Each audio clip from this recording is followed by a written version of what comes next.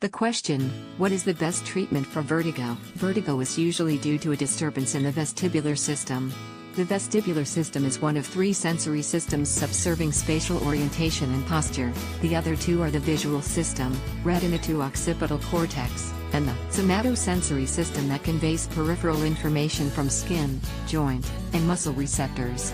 The three stabilizing systems overlap sufficiently to compensate, partially or completely, for each other's deficiencies. Vertigo may represent either physiologic stimulation or pathologic dysfunction in any of the three sensory systems. Physiologic vertigo. This occurs in normal individuals when 1. The brain is confronted with an intersensory mismatch among the three stabilizing sensory systems. 2.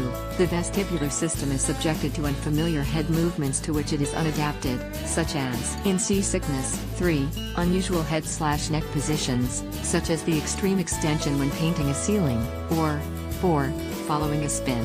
Space sickness, a frequent transient effect of active head movement in the weightless zero-gravity environment, is another example of physiologic vertigo. Pathologic vertigo. This results from lesions of the visual, somatosensory, or vestibular systems. Visual vertigo is caused by new or incorrect eyeglasses or by the sudden onset of an extraocular muscle paresis with diplopia. Based on the origin, vertigo can be also classified as central and psychogenic vertigo. Treatment. The most important diagnostic tool is a detailed history focused on the meaning of dizziness to the patient. The simplest provocative test for vestibular dysfunction is rapid rotation and abrupt cessation of movement in a swivel chair. This always induces vertigo that the patients can compare with their symptomatic dizziness. A final provocative and diagnostic vestibular test, requiring the use of Frenzel eyeglasses, self-illuminated goggles with convex lenses that blur out the patient's vision, but allow the examiner to see the eyes greatly magnified, is vigorous head shaking in the horizontal plane for about 10 s. The evaluation depends on whether a central etiology is suspected.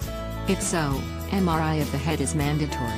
Such an examination is rarely helpful in cases of recurrent monosymptomatic vertigo with a normal neurologic examination. Treatment of acute vertigo consists of bed rest, 12 days maximum, and vestibular suppressant drugs such as antihistaminics, meclizine, dimenhydrinate, promethazine, tranquilizers with GABAergic effects, diazepam, clonazepam, phenothiazines, prochlorperazine, or glucocorticoids. If the vertigo persists beyond a few days, most authorities advise ambulation in an attempt to induce central compensatory mechanisms, despite the short-term discomfort to the patient.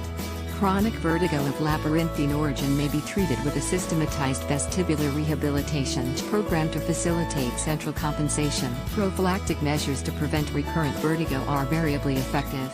Antihistamines are commonly utilized but are of limited value.